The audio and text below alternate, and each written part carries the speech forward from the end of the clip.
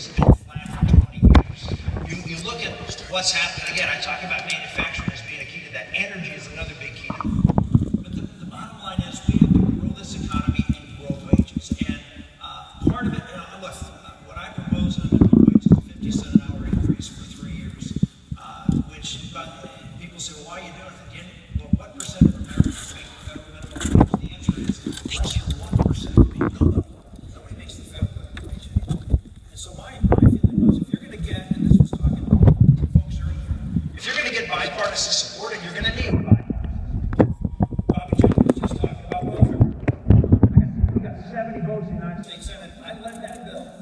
Do you think we got everything we wanted in that bill? No, we didn't. We gave some things that the other side wanted that they thought were important. But we got things that we thought were more important. What we got was a work requirement for welfare benefits. That was the number one thing we wanted, and we got it. And it cut welfare rolls in half within 5 years.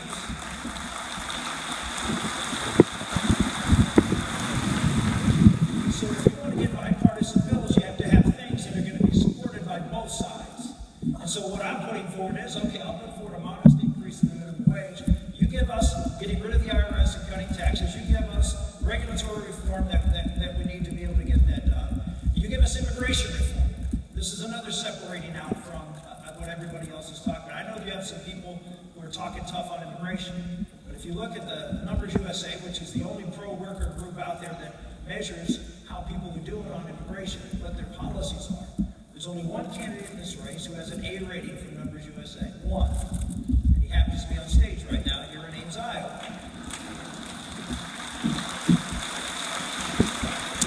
And what I talk about there is it's not just tough on the border. Look, I introduced a border security bill back in 2006 and to put the fencing up and the folks on the border to make sure the border is going to be safe and secure. But it's also about legal immigration. Over the last 20 years, we've seen 35 million people come into this country legally and illegally combined. Over 10% of the population of this country has come in just over the last 20 years. We have more people living in this country who are not born here than any time in the history of this country. And you can say, well, that's a good thing or a bad thing. That can be good, it can be bad. But we have to look at it. What is in the best interest of American workers? What are we going to do to get those salaries up? And what we've seen is the vast majority of the people coming into this country are unskilled workers competing to keep wages down. And what I'm proposing is we need to hold the line on that and stop illegal immigration, but also reduce legal immigration of unskilled workers by 25% so we can bring wages up in this country. And that's really going to make a change.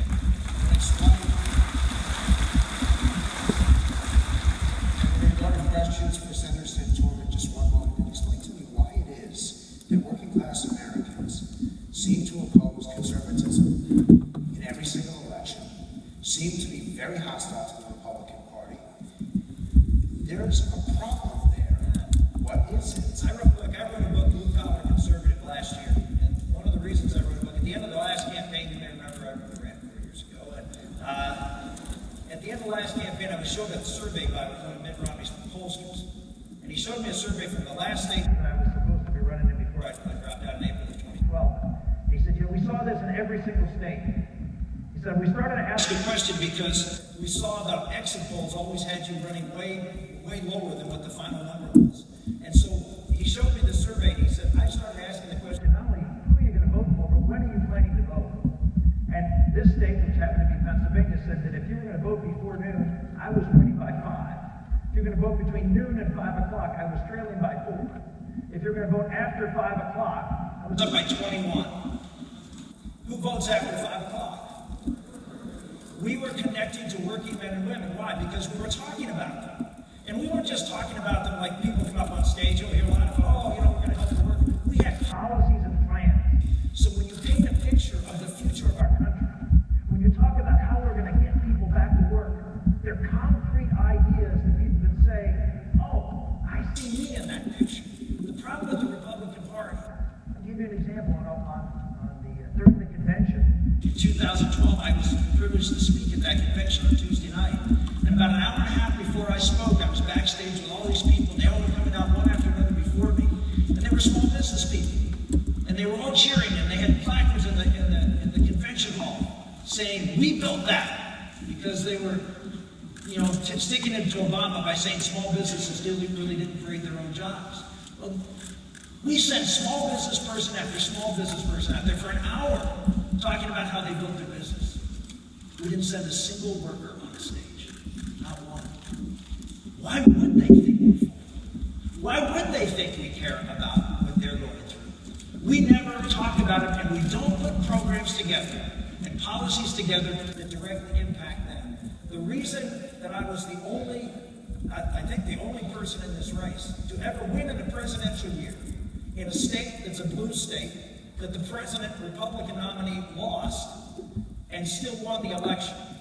So I know there's a lot of folks in this race who are governors who run in non-presidential years. That's all well and good. I wish I only ran in non-presidential years. But the bottom line is the presidential turnout's a little different than off-year elections. I ran in that year. George Bush lost my state by 5. I won it by 4 because I connected with workers out there in the state of Pennsylvania. And if we're going to win this election, that's what we're going to have to do. Let's go to a question from left. Yes, Senator. My question is on the NSA spying and the role in the federal government. I was once asked by Hillary Clinton when Bill was running for office, what do I want out of the federal government? And I will tell you that, pause the word, but I want the federal government to get the hell out of my life and my business and let freedom reign in this country. And I want to know what you're going to do to keep these people out of our lives so we as business people, as employees and employers, can make a change in this country before my kids and my grandkids have no place to live. Okay? Thank you. One of the things that I pledged to do, and I pledged the last time I ran, I'll take every single regulation that's been passed by President Obama. Everything he's done with a pen and a phone, we can repeal with a pen and a phone. The first day I'm in office, I pledge to you every job-killing regulation, every single one will be gone day one and will be changed over the course of our administration.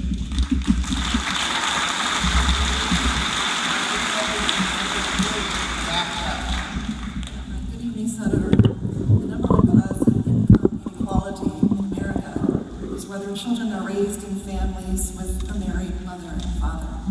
What can the next president do to promote marriage? Many of you know I wrote a book 10 years ago. In fact, I signed a couple copies of it. There was a book written about 12, 13 years ago called It Takes a Village. You might remember that.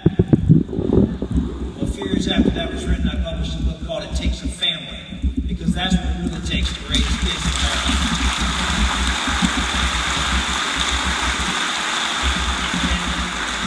When I'm out there talking about what we're going to do to get the middle of America and the American dream to be real for people again, I actually go out and talk about 2 books, not mine.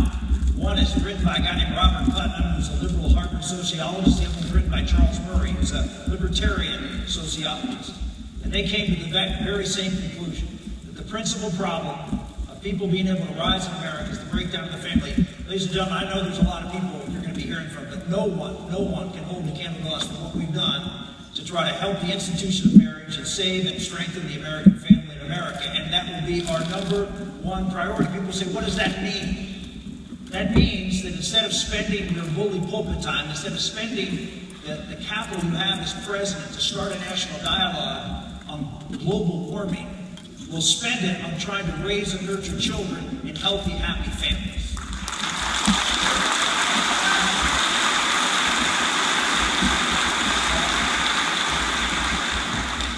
Up several times today. Is that all there is, or is that enough? The next president, you said use the bully pulpit. Anything else, or does it stop there? But as far as using the bully pulpit, it's helping the family. Helping families. As president, what does the next president do? Well, there's 2 things. First, let me explain what I mean by using the bully pulpit. They use an example of an organization called First Things First. That was interesting enough started in Chattanooga, Tennessee. And they realized that they have some of the highest divorce, highest out of wedlock birth rates, highest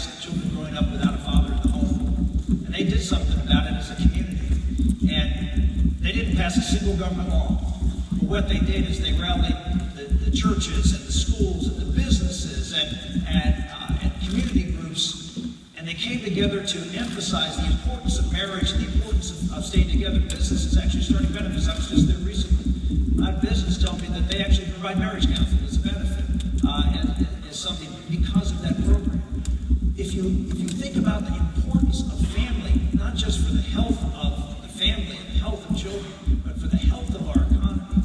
We cannot have a healthy economy unless we have healthy families. Why? Because families are the smallest of the small businesses in America. Every family is a little small business, and when they're broken or they're not doing well, they're not going to have a strong economy. And so if you can have a president that says to all the corporations in this country, we need to have as one of your focuses, supporting and strengthening people in your workplace with their families. We need to say to schools, talk about the importance of marriage and the importance of marriage and the responsibility of fathers. So yes, it's a very big part of it. It's not anything government does that's going to fix big problems like that. It's what you do in America and what you're incentivized and put on your heart to make a difference.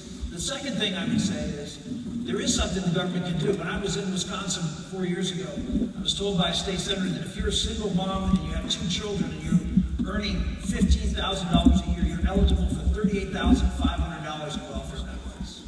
If you get married, you lose them all.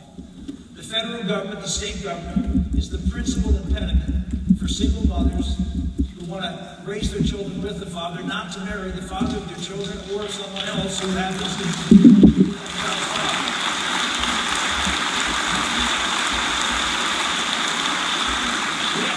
stop the federal government from breaking up families, whether it's our welfare laws or our tax code, and that will be a high priority for us as president. Is there a question over here? On the right. I'd like to ask if you or anyone in your family is connected to the controversial Jesuits in the Catholic Church. Well, the Jesuits, I don't know how controversial are the popes and Jesuits, so yeah, they're a religious order that's been around for a few centuries, but am I directly connected with them? No. But that's the answer. I want to ask you a personal question. I've asked at this point various leaders what the relationship is to God. Much of it can't. Is there a time that you ever cursed God? In the real sense of cursing God, no. I mean, have I lose your temper? Have I ever said something like that? Of course, particularly in my younger years. But no, look, I've been very, very blessed. I was very blessed to be planted a seed of faith when I was a young person. I've told my testimony many times here in Iowa how I came to the United States Senate and found the war.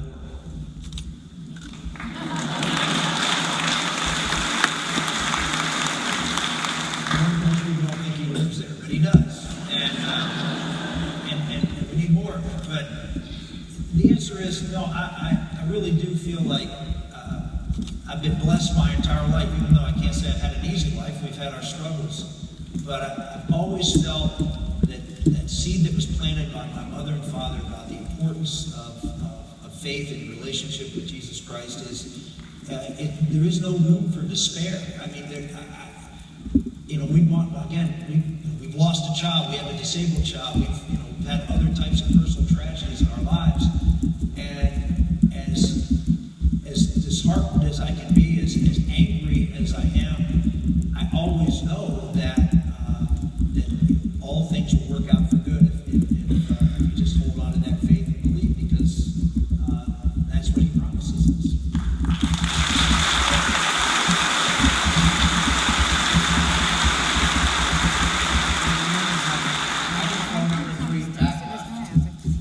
Hi, Rick. I recently became aware that large amounts of money have been taken away from the Teamsters who are retiring. They've been notified that this will start in September. I recently saw a notebook this thick of expenditures by the government of their retirement money for all over the world, all kinds of crazy things. They tried to go to the railroads first. These guys were involved.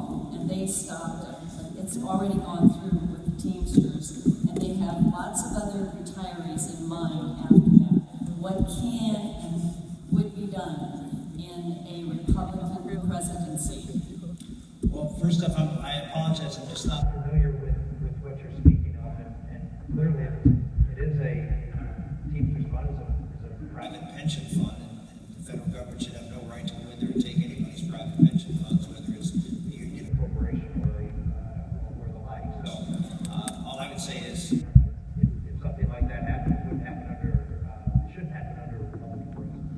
So I have to ask you, what should be the role of unions in the next presidency? You know, I believe in free markets, and that means the opportunity for everybody to go out there and compete for work, and for people, if they want to go out and compete, to organize and unionize. What we're not going to do is stack the deck in favor of unions, and that's what the president's tried to do for a long, long time. We're not going to do that.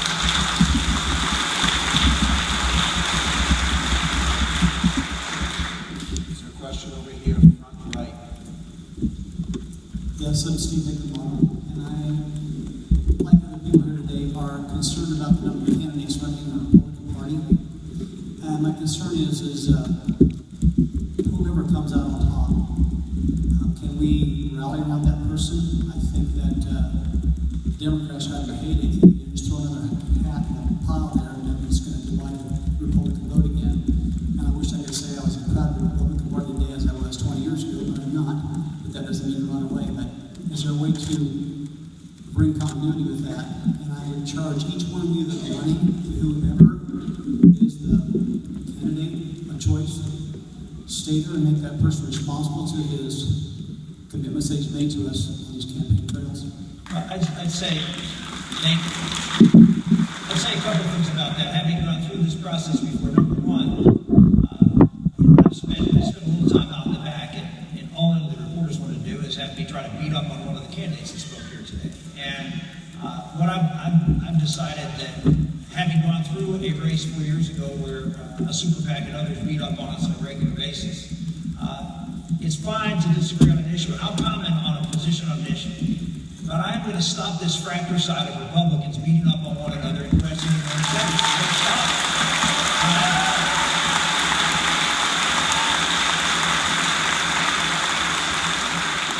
You can have a disagreement on policy, and you should, and we will, and, on immigration and on taxes, and those are all fine. But when people get up here and start personally assailing people, that's where animosity builds, that's where division happens, and that's where it's really hard to bring people back together. And I really believe that a civility pledge among Republicans is something that I really do believe in, and it's something that I'm hopeful that the RNC and others will continue to try to push down. And I would even make the argument sometimes the RNC isn't particularly civil when it comes to some of the folks out in this room. Because they represent the establishment, and they try to beat up conservative candidates. So I think that your point is valid. The second thing is, it's always expected for conservatives to join if a moderate is nominated, but that's not always the case when a conservative is elected. So I think you've got to hear.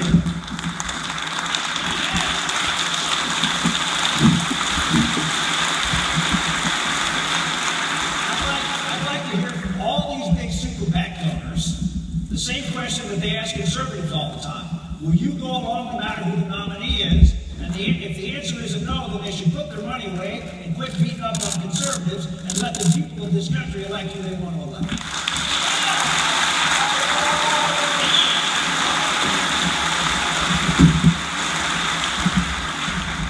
Any final words of wisdom, any summary from what you've seen, what you've heard, where you're going? I would just say, if we want to win this election, and we must win this election, 4 years ago I said it was the most important election of our lifetime. I think it's proven to be true.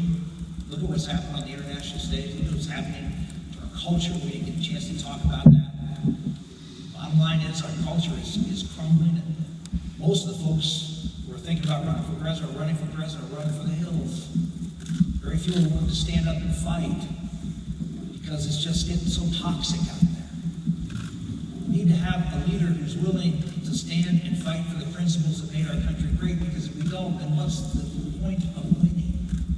If if we don't have a leader who's willing to win, so America can win. And if you want to win, we got to win those states, ladies and gentlemen, that run through the heart of Iowa through Pennsylvania. If we don't win those states, which we have not been winning, then we're not going to be very successful in this election. And if you go look at the numbers, the only way we're going to win those states is not turning out more conservatives. That's not, look at the numbers, that's not it. It's turning out voters who stayed home last time because they don't think either party gives a lick about them.